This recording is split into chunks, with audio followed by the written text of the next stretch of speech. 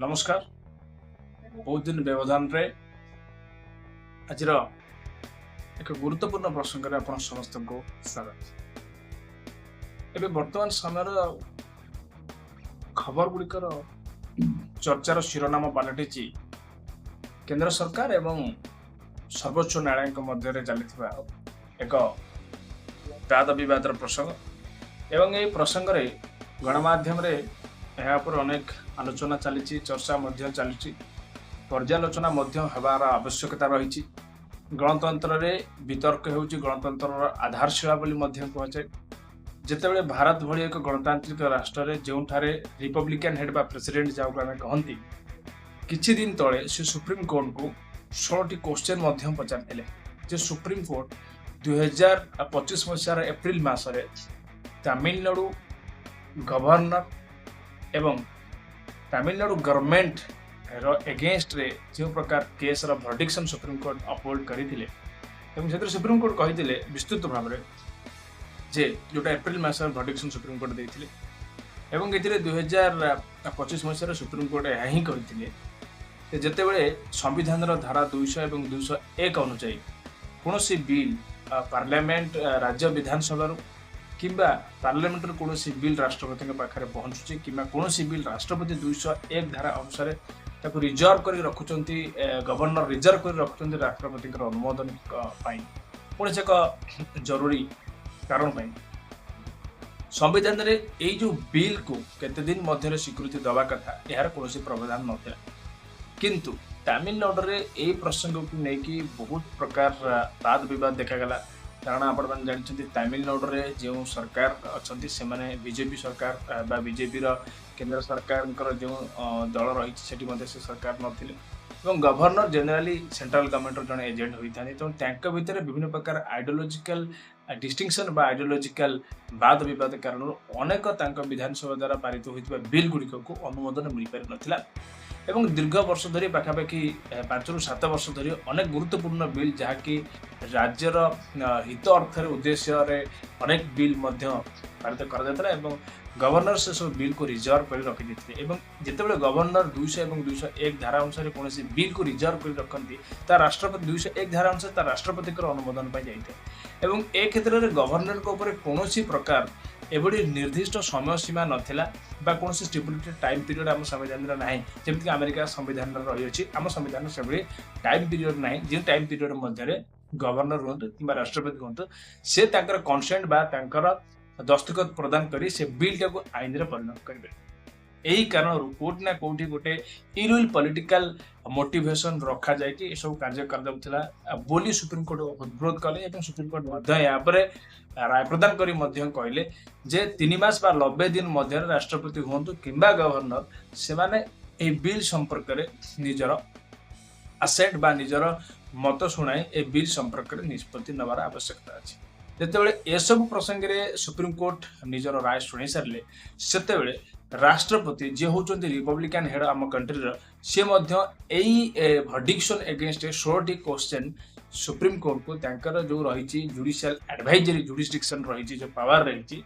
आधार से supreme court को प्रश्न पचारे एवं यही 2 दिन 3 दिन तले सुप्रीम कोर्ट से 16टी क्वेश्चन को आधार करी विभिन्न प्रकार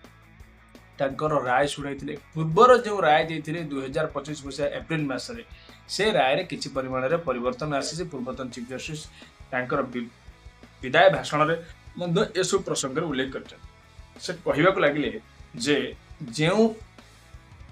राष्ट्रपति हूँ कि गवर्नर हूँ कौन मत कौन एडवाइस सुप्रीम कोर्टर जो भर्डिक्शन दि जाए से केवल चेंज बा परिवर्तन करें ना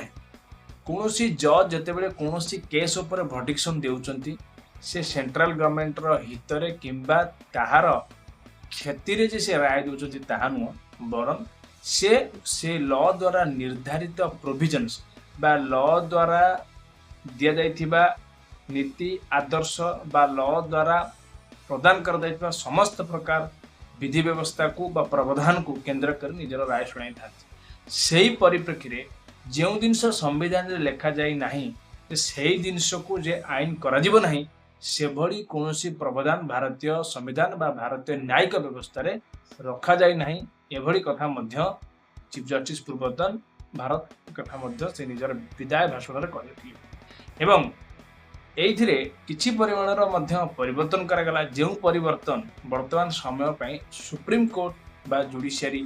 रो कोर्ट ना कोठी तार कार्य उपर प्रश्न सृष्टि करिछि जेपर कि ए जो प्रकार भडिक्शन आसिला जे गवर्नर बा राष्ट्रपति 90 दिन मध्य निजर मत प्रदान करेंगे बा निजर आसेंट बा निजर कंसेंट देवे बिल को सुप्रीम कोर्ट यही 5 जणिया कॉन्स्टिट्यूशनल बेंच बसाइकिरी यही निर्दिष्ट stipulated period it suitable period of time exactly a term T व्यवहार करा जाय भडिक्शन रे जे सुइटेबल पीरियड ऑफ टाइम मध्य रे प्रेसिडेंट एवं गवर्नर निजर मत बा आसेंट बा कंसेंट देवे किंतु सुप्रीम कोर्ट एठे कौन सी परिस्थिति रे एक्सप्लिसिटली जहाँ आम कहते पुंखानुपुंख भाव बा खोला खोली मुक्त भाव निजर मत रखिले नहीं जे केते दिन मध्य रे एही बिल को उभय गवर्नर एवं राष्ट्रपति निजर मंजूरी प्रदान करेंगे एवं से दर्शाई गवर्नर किछि बिल को एक मास तदुर्ध समय पर्यंत समय नहीं पारती राष्ट्रपति जदि कौन आमर कोऑपरेटिव फेडरलिज्म हेगला देशर यूनिटरी हेगला देशर बेसिक स्ट्रक्चर को रिलेटेड किछि भी इश्यू अच्छी से विचार विमर्श करेंगे आलोचना करेंगे पर्यालोचना करेंगे विभिन्न स्टेक होल्डर यही इश्यू सहित जो मैंने कनसर्न अच्छा सहित आलोचना करेंगे पर्यालोचना करेंगे से समय नहीं पारती but at reasonable period of time but से रिजनेबल पीरियड ऑफ टाइम केते दिन से कथा सुप्रीम कोर्ट कहले नहीं अर्थात आम कहीपर मानवर न्यायालय से केंद्र सरकार जो इच्छा अच्छे से इच्छा द्वारा पूर्ण से निजर राय परिवर्तन कर अत्युक्ति हेब ना एवं ये जो 90 दिन व्यवधान थिला वर्तमान 200 और 201 मध्य से 90 दिन व्यवधान कंपलसन हेब ना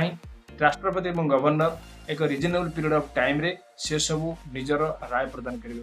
तो ये थिला केंद्र सरकार बा हमर स्वतंत्र न्यायिक व्यवस्था बा जहाँ सर्वोच्च न्यायालय मध्य यही विभिन्न लीगल इश्यू को लेकिन वाद विवाद आगो को देखा अच्छी सुप्रीम कोर्ट देथिबा राय को केदूर राष्ट्रपति एवं गवर्नर कौन से राजनैतिक